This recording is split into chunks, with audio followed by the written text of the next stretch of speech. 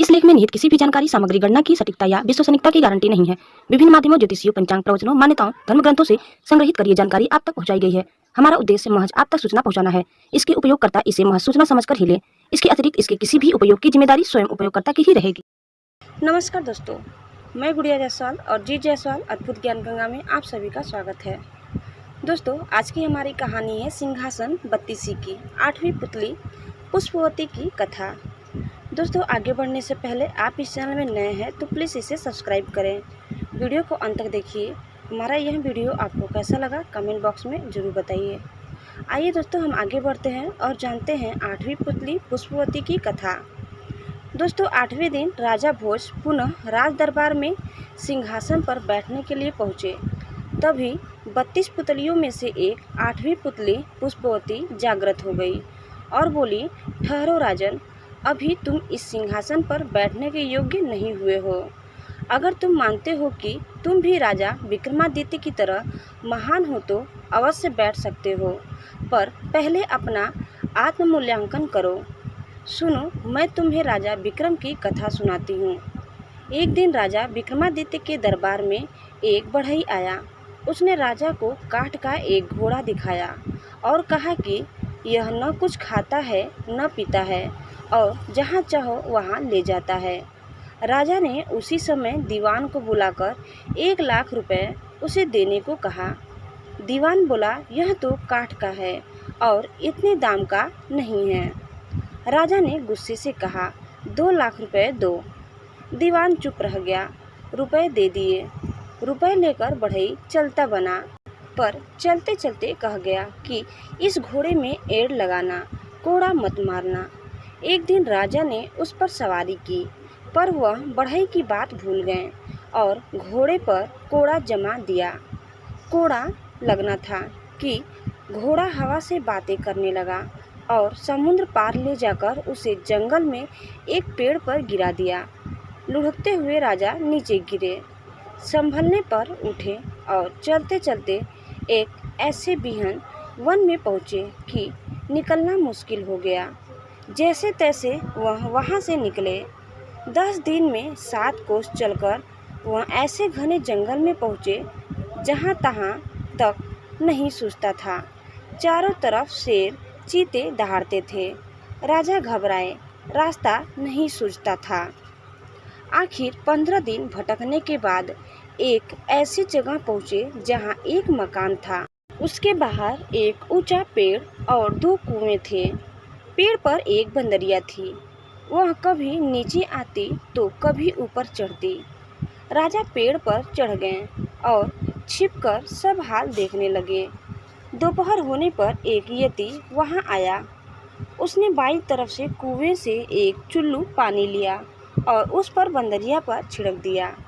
वह तुरंत एक बड़ी ही सुंदर स्त्री बन गई।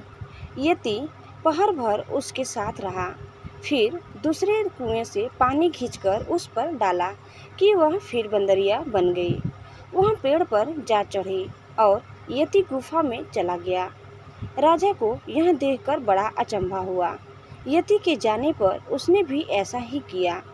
पानी पड़ते ही बंदरिया सुंदर स्त्री बन गई। राजा ने जब प्रेम से उसकी ओर देखा तो वह बोली, हमारी तरफ ऐसे मत देखो, हम तपस्वी हैं, शाप दे देंगे तो तुम भस्म हो जाओगे। राजा बोला, मेरा नाम विक्रमादित्य है, मेरा कोई कुछ नहीं बिगाड़ सकता है। राजा का नाम सुनते वह उनके चरणों में गिर पड़ी। बोली, हे महाराज, तुम अभी यहाँ से चले जाओ, नहीं तो यति आएगा और हम दोनों को शाप देकर भस्म कर देगा। राजा ने पूछा, तुम कौन हो और इस यति के हाथ कैसे पड़ी? वह बोली, मेरे पिता कामदेव और माँ पुष्पावती है।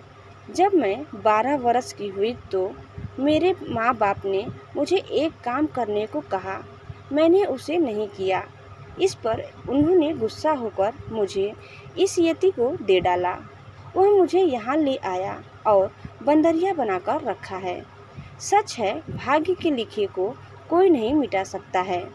राजा ने कहा, मैं तुम्हें साथ ले चलूँगा। इतना कहकर उसने दूसरे कुएं का पानी छिड़ककर उसे फिर बंदरिया बना दिया। अगले दिन वह यति आया।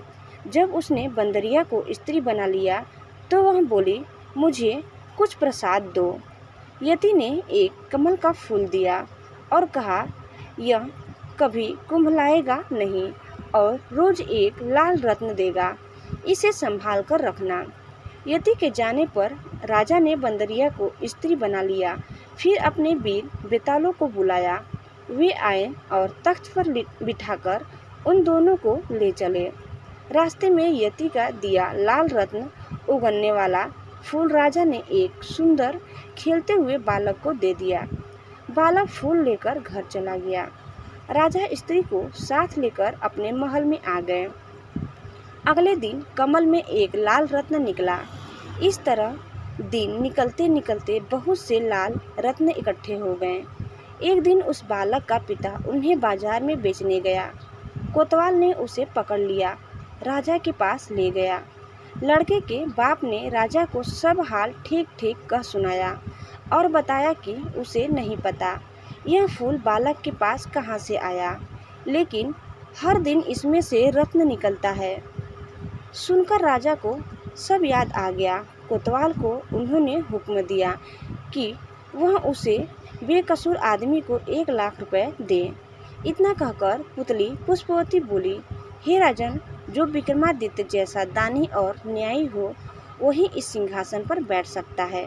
राजा झुंझुलाकर चुप रह गया। अगले दिन वह सिंहासन की तरफ बढ़ा तो मधुमालती नाम की 9वीं पुतली ने उसका रास्ता रोक लिया। दोस्तों, 9वीं पुतली मधुमालती के बारे में हम कल दूसरे वीडियो में जानेंगे। आज के लिए बस इतना ही। दोस्तों, आपको हमारा यह वीडियो कैसा लगा हमें कमेंट बॉक्स में ज़रूर बताइए और आप इस चैनल में नए हैं तो प्लीज़ इसे सब्सक्राइब करना न भूलें। धन्यवाद।